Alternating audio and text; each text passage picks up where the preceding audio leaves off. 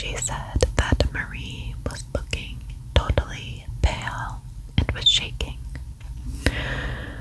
She initially would not tell Stacy what the matter was, and she made Stacy guess. So Stacy guessed kind of the normal teenage things. She said, "Are you pregnant? Did you wreck your grandfather's car? Did you do drugs?" And then as a joke, she said, "You didn't kill anybody, right?" And then Marie responded in a shocking way through her tears and sobbing. She said, "My father, I poisoned him." Stacy tried to keep this a secret for weeks. She did end up telling her mother. And after what she calls a mental breakdown, she did go to the police. And we'll get into that a little bit later. So let's go back to Fort Worth, Texas in the 1970s. Stephen Robards and Beth Palmer, Marie's mother and father, were high school sweethearts. Stephen was very tall. He was 6'4", with dark curly hair, and he was athletic, very handsome, described as the most handsome boy in school, and very popular. Beth was the president of her school's National Honor Society. She ran track, she played basketball and volleyball. In 1974, the two got married just before Stephen entered the Navy for 4 years of duty. Beth was 18. After 2 years, Beth gave birth to Marie, whose birth name was actually Dorothy Marie Robards. After Stephen served at Navy bases in San Diego and Florida, they ended up returning to Fort Worth. Their relationship did not last much longer, and the two ended up getting divorced in 1980. Beth took Marie with her. In an interview with Hollinsworth, which was one of the only interviews that Beth, Marie's mother, gave about Stephen's death, she said this about her marriage to Stephen.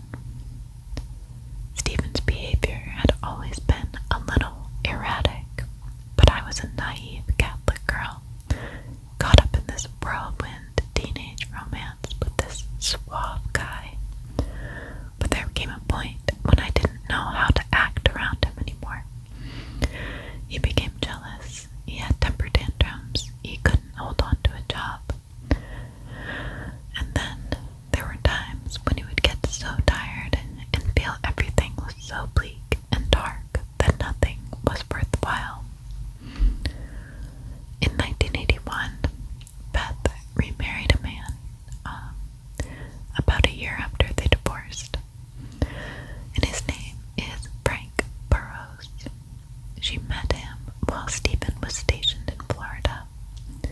He had a son and got a job as a police officer.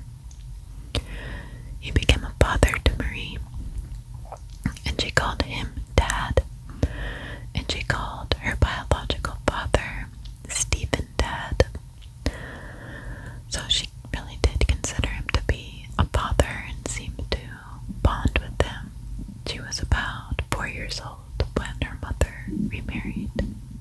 She only saw Stephen once or twice a month in Fort Worth. Marie was very attached to her mother, and her mother was very attached to her. They were reportedly finishing each other's sentences. They were constantly kind of hugging and touching. Not in a pathological weird way, but they definitely had a serious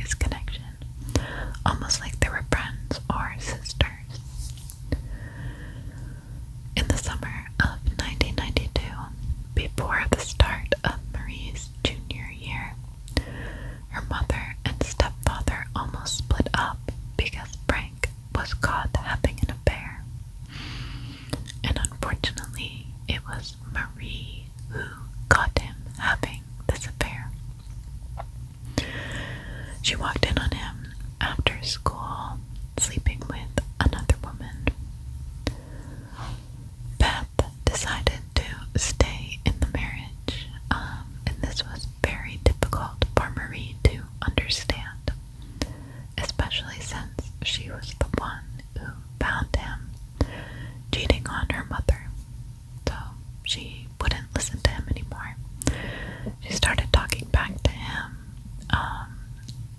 She wouldn't do chores that he asked her to do.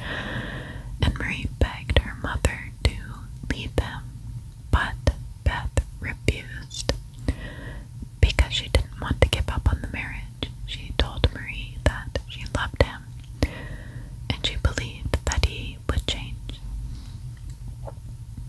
So Marie could not understand this and told her mother that she was moving out. She initially lived with her grandparents in Fort Worth, but about a week later, she showed back up at her mother's and Frank's home, having taken a $50 cab ride to get there. So this is kind of strange to me. Frank would not allow her back in the home. He was a pretty strict disciplinarian. He had a son of his own that he had taken from another marriage, and he had a rule for both of the children. He told them that if they moved to another parent's home, then they would not be allowed back into his home. He later told the courts that he thought that this rule was important for trying to keep a strong family unit after his divorce from his son's mother.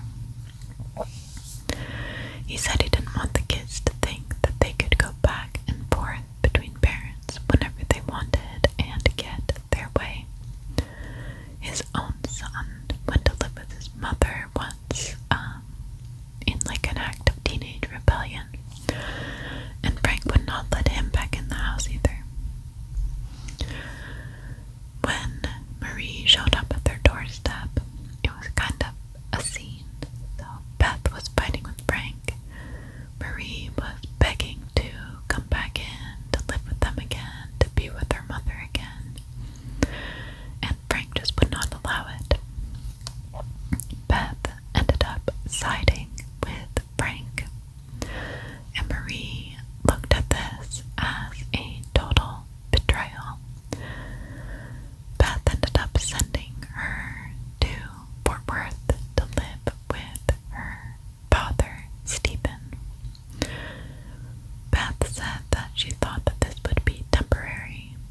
She thought that Frank would end up changing his mind eventually.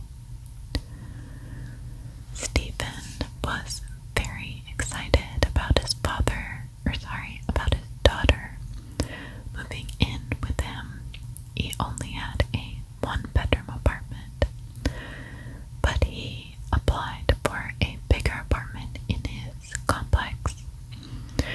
He had a girlfriend now that he had met at a meeting with other parents who don't have partners, or like for single parents. Her name was Sandra Hutchins. He finally got a job that he could hold down as a mailman. He was able to manage his depression with medication as well. So he just felt like this was the icing on the cake, that now his daughter was coming to live with him.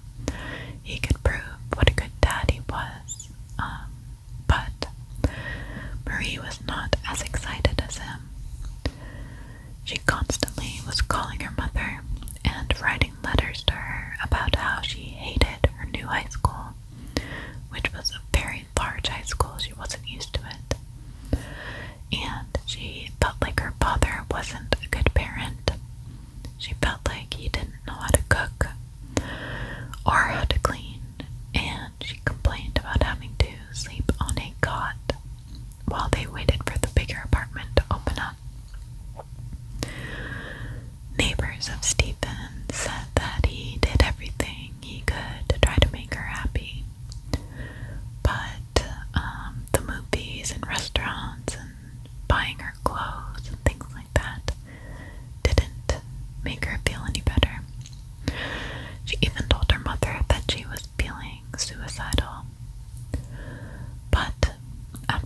months, she turned things around at her new school. Her grades got better, and she became one of the top students in her class. And according to Sandra, Stephen's girlfriend, by Christmas, she had become a lot more comfortable there and a lot happier. But come February 1993, something obviously had changed. Something switched in Marie's mind that caused her to steal some barium acetate from the chemistry lab at school, with the intention of poisoning her father. J. Randall Price, who was a Dallas psychologist, was hired by her defense lawyers to question Marie. He was quoted as saying, "For whatever reason, Marie did feel permanently trapped. She told me that prior to the barium incident, she had been thinking that if she could burn down Stephen's apartment when he wasn't there, she would be able to be reunited with her mother." It's interesting to me that Marie felt that she needed to hurt her father in some way in order to go back to her mother. It seems like her anger was directed at her father instead of at Frank, who I feel like was being irrational, not letting her back in their home. On February 18th, according to Marie's testimony to police, she decided to put the poison in her father's refried beans from the Mexican takeout that they had ordered. After he ate his meal, he went to Wednesday night church services, but had to leave early due to a stomach ache. He started to vomit, and as he laid in his bed, he told his girlfriend that he felt that his arms and legs were getting stiff, and he was having trouble swallowing. She called 911, and his throat started closing while she was on the phone. When they got there, they couldn't even get an oxygen tube down his throat. Marie ended up getting home from school, and she just stood there and watched the paramedics struggle. Stephanie, the girlfriend, tried to shield her eyes so that Marie didn't have to see her father die. During the funeral, Beth took Marie aside and told her that she was planning to take Marie to Florida because Beth has now decided to leave Frank. If her mother had just told her this 1 week earlier, she would have avoided killing her father. The two did end up moving to Florida, and Marie became extremely depressed. She was crushed by the weight of what she had done and the guilt that it was causing her. In June of that year, Frank ended up coming to Florida to try to patch things up with Beth. While he was there, Marie, maybe she was snooping around, happened to come across a letter from the woman that Frank cheated on Beth with. Marie kind of freaked out and told her mother, "I don't want to live with this guy. I'm moving back to Texas. I miss Texas." She decided that she wanted to live with Stephen's father, her grandfather. So he lived in Mansfield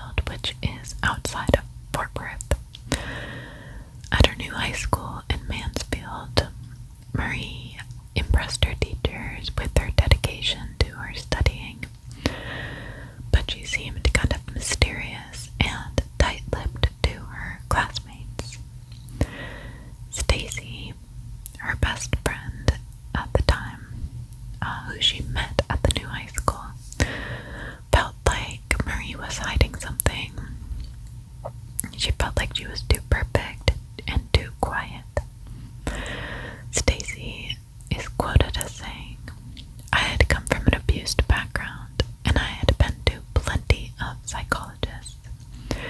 I could tell that Marie had gone through something too. I thought I could help her come out of her shell and teach her to have a little more fun in life." Stacy didn't have a father in her life either. He lived in Mississippi at the time, and they didn't have any contact. Stacy ended up taking Marie out to country western bars using fake IDs. They were writing partners on the yearbook staff and were inseparable, like I said. But when Stacy tried to ask her about her father's death, Marie was not saying a word until that night that they were studying Hamlet. Like I said before, Stacy did try to keep it a secret, but she ended up telling her mother. Her mother didn't really believe Marie's story. She felt like she was just kind of trying to compensate for her father's death, or was just processing her father's death. But she did call Poison Control and ask them if barium acetate could kill a person by closing their throat. The person on the other end of the line said yes and was suspicious about why she was calling. But I guess there wasn't really internet at that point, so Stacy's mother did not call the police, and this part is kind of strange to me too. She said that she wanted Stacy to handle it how she wanted to handle it. She wanted to give Stacy the freedom to decide if she wanted to call the police. Now, I guess that's a type of parenting strategy, but the secret caused Stacy a large amount of turmoil. She was haunted by the secret. She ended up seeing a counselor at school about it, never mentioning Marie's name or any details. She said she had nightmares about Marie chasing her in the woods. And when she tried to get advice from friends, they called her crazy and told her that she was lying. She finally asked her counselor to call the police, and the counselor did. But it took the medical examiner 3 months to find the proper equipment to test Stephen's blood for the poison.